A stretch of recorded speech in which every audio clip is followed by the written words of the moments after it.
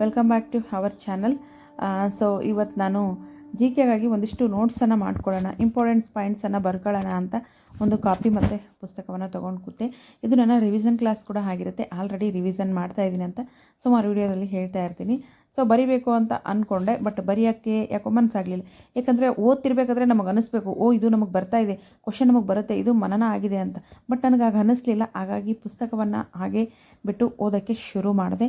Revision ಅನ್ನೋದು ಹೇಗೆ ಅಂತಂದರೆ, ಒಂದು ಸಾರಿ ಓದಿದ್ರೆ ಪಟ್ಟಂತ ತಲೆಗೆ ಹೋಗದೇ ಇದ್ದರೆ, ಸೊ ಪದೇ ಪದೇ ನಾವು ಓದಿರೋ ವಿಷಯನ ಎಷ್ಟು ಸಾರಿ ನಾವು ರಿಪೀಟ್ ಮಾಡ್ತಾ ಇರ್ತೀವಿ ಅಷ್ಟು ನಮಗೆ ನೆನಪನ್ನು ಉಳಿಯುತ್ತೆ ಅಂತಲೇ ಹೇಳ್ಬೋದು.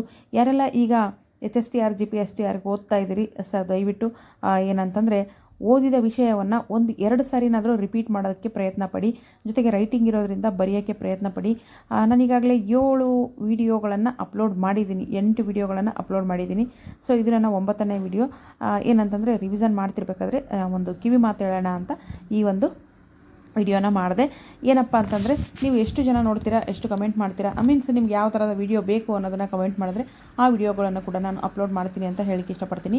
ನಾನು ಇವತ್ತು ಇದು ನನ್ನ 8ನೇ ವಿಡಿಯೋದ 2ನೇ ಒಂದು ವಿಡಿಯೋ ಆಗಿರುತ್ತೆ, 9ನೇ ವಿಡಿಯೋ ಅಂತ ಅಂದ್ಕೊಳ್ಳಿ.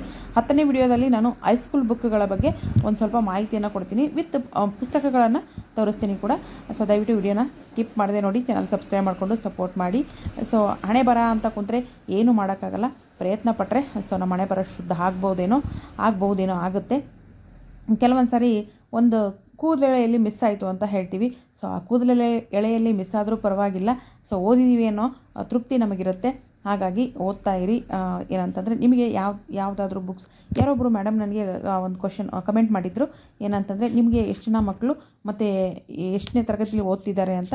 ನನಗೆ 2 ಮಕ್ಕಳು, ಇಬ್ಬರಲ್ಲಿ ಒಬ್ಬನು 4ನೇ ತರಗತಿ ಓದ್ತಾ ಇದ್ದಾನೆ, ಕ್ಷಮೆ ಇರಲಿ. ಒಬ್ಬನು 4th ಸ್ಟ್ಯಾಂಡರ್ಡು, ಒಬ್ಬನು ಒಂದು UKG ಓದ್ತಾ ಇದ್ದಾನೆ. ಸೊ ಅವರಿಬ್ಬರು ಸ್ಕೂಲ್ಗೆ ಹೋಗ್ತಾರೆ. ಹೋದಾಗ ನಾನು ನಿಜವಾಗ್ಲೂ ಅವರು ಹೋದಾಗ ಫ್ರೀಯಾಗಿರ್ತೀನಿ. ಜೊತೆಗೆ ನಮ್ಮ ಮನೆಯವರು ಕೆಲ್ಸಕ್ಕೆ ಹೋಗ್ತಾರೆ, ಅಂದರೆ ನಾವು ಹಾಗಾಗಿ ನನಗೆ ಓದೋಕ್ಕೆ ಸಮಯ ಸಿಗುತ್ತೆ. ಸಮಯ ಸಿಕ್ಕಾಗ ಓದ್ತಾ ವಿಡಿಯೋಗಳನ್ನು ಕೂಡ ಅಪ್ಲೋಡ್ ಮಾಡ್ತಾ ಇರ್ತೀನಿ, ಮೋಟಿವೇಶನ್ ಕೂಡ ಮಾಡ್ತಾ ಇರ್ತೀನಿ.